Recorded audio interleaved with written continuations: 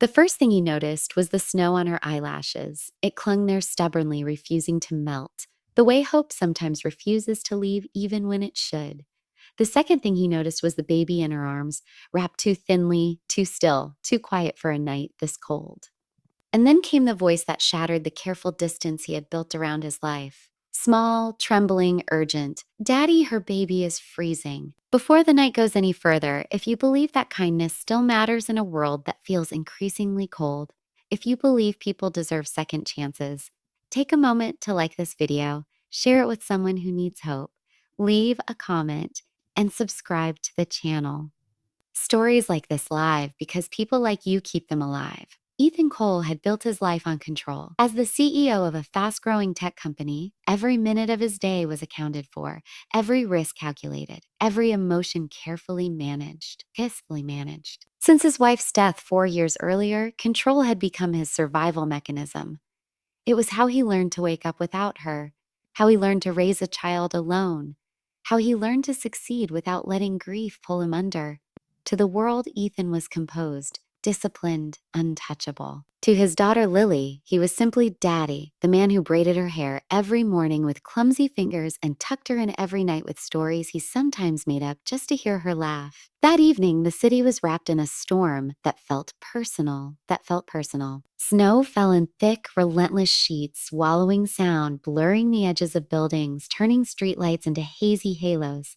Ethan had promised Lily hot chocolate after her school recital, a rare moment carved out of a schedule that usually swallowed evenings whole.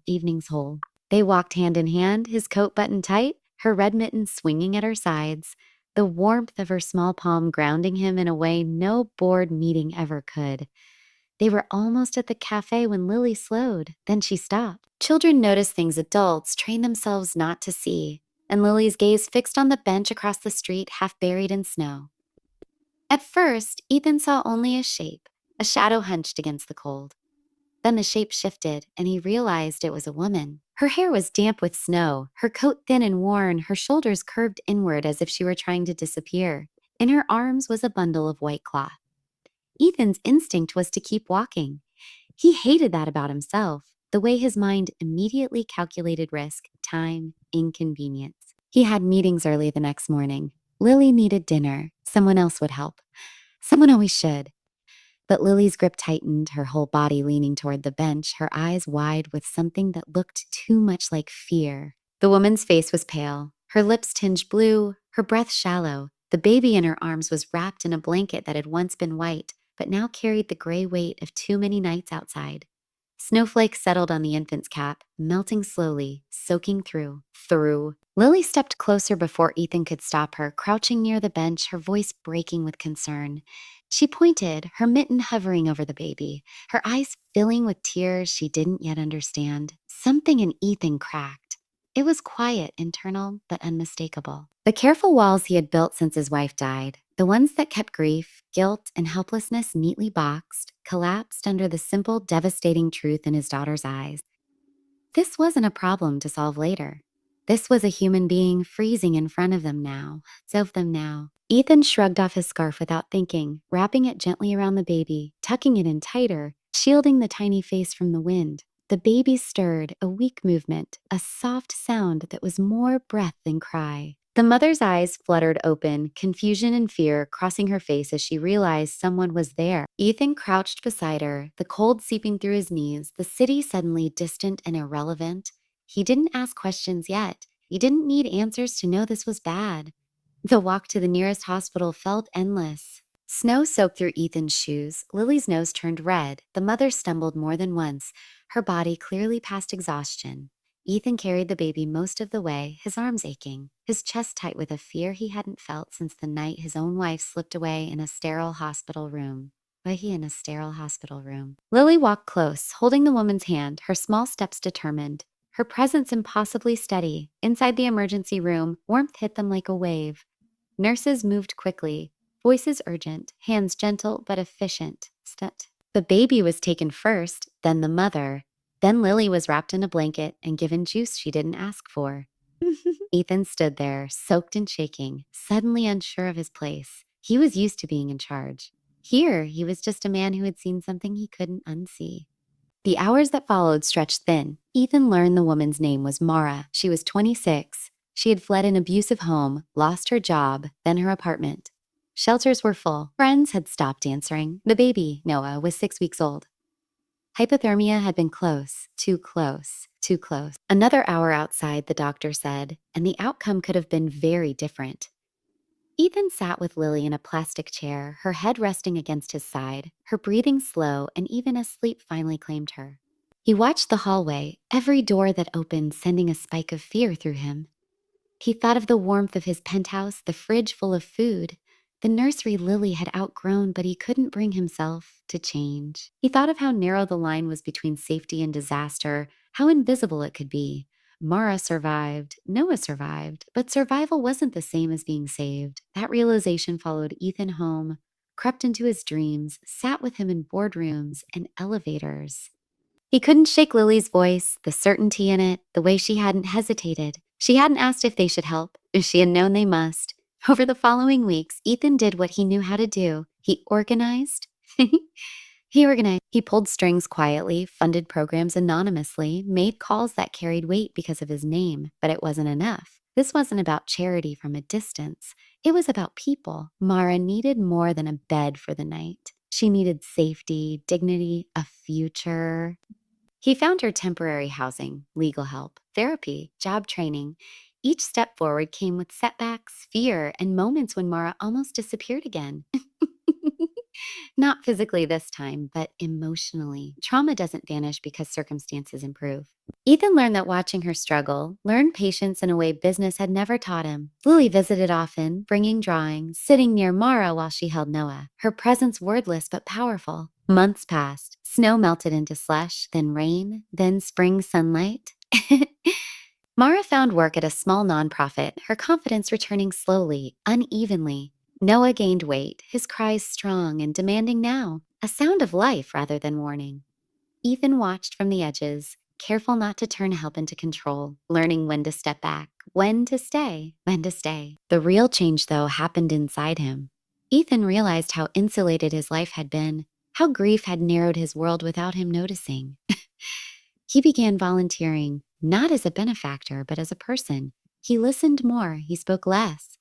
He allowed Lily to ask hard questions and didn't rush to answer them away. One evening, nearly a year after the storm, Ethan, Lily, Mara, and Noah sat on a park bench, not because they had nowhere else to go, but because they wanted to be there. The air was warm, the city alive with ordinary sounds.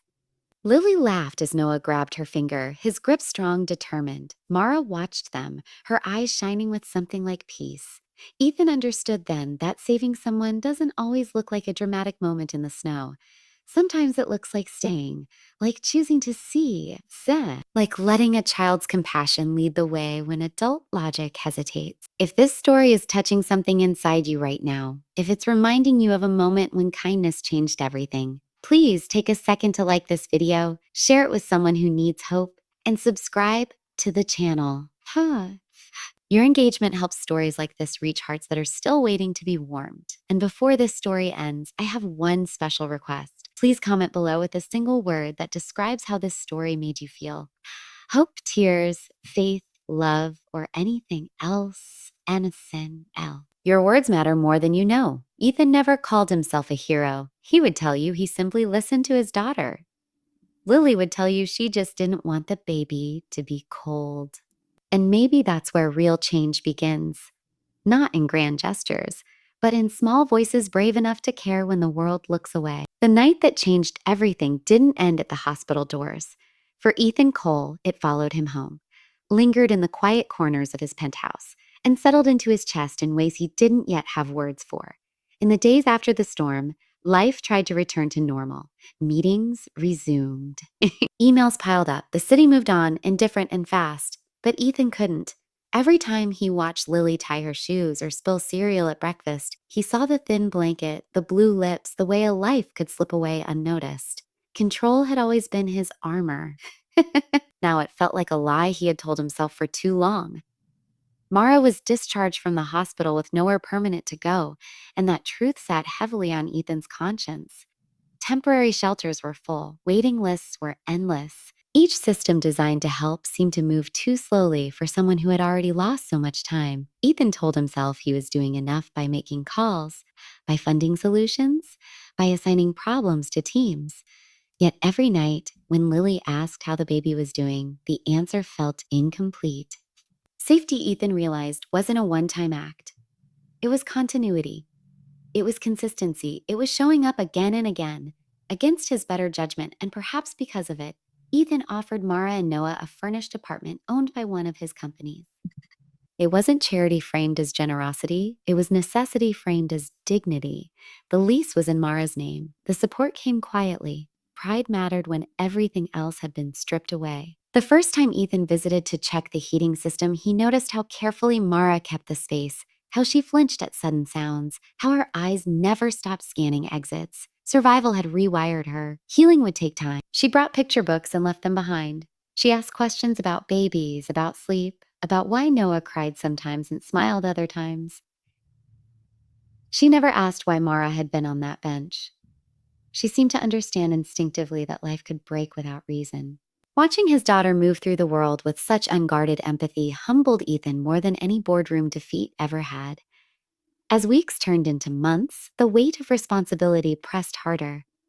Mara struggled with anxiety and nightmares. Some mornings she couldn't bring herself to leave the apartment.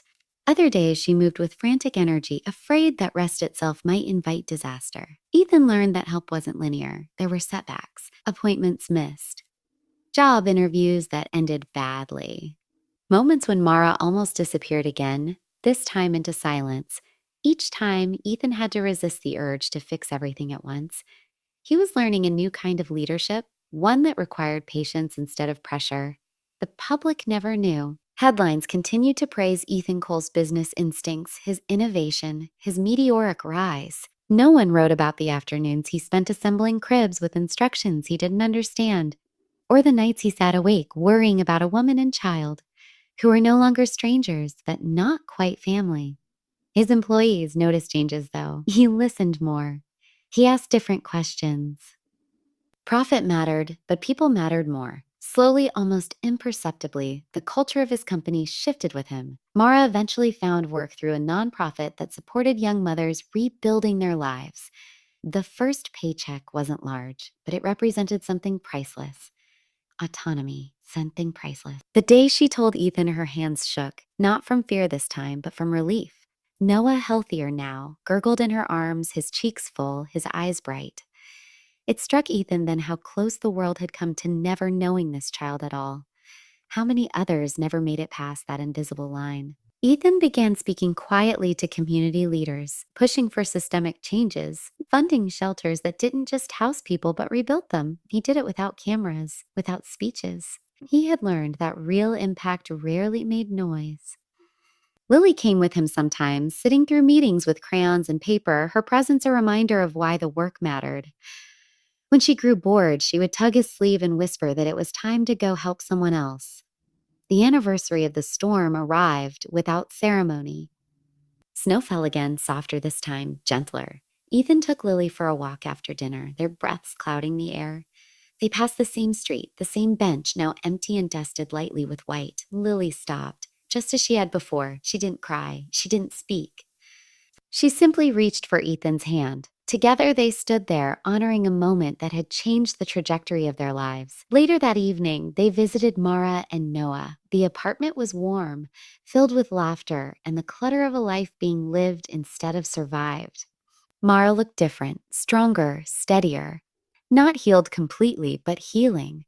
She spoke about future plans, about school, about giving back someday in ways she couldn't have imagined before. Ethan listened, feeling a quiet pride that had nothing to do with success and everything to do with humanity. If this part of the story is reaching you, if it's reminding you that real change doesn't end with one good deed, please take a moment to like this video, share it with someone who believes compassion can reshape lives, and subscribe to the channel. Your support helps stories like this continue to shine light where it's needed most. Before we reach the end, I want to ask you something from the heart. Please comment below and tell us what moment in this story stayed with you the most. Was it the child's courage, the mother's resilience, or the choice to keep showing up? Your voice adds meaning to this journey. Years later, Ethan would still credit that night in the snow as the moment his life truly began again. Not because he saved someone, but because he allowed himself to be changed. Lily grew up knowing that wealth was not what you had, but what you did when you saw suffering and chose not to look away.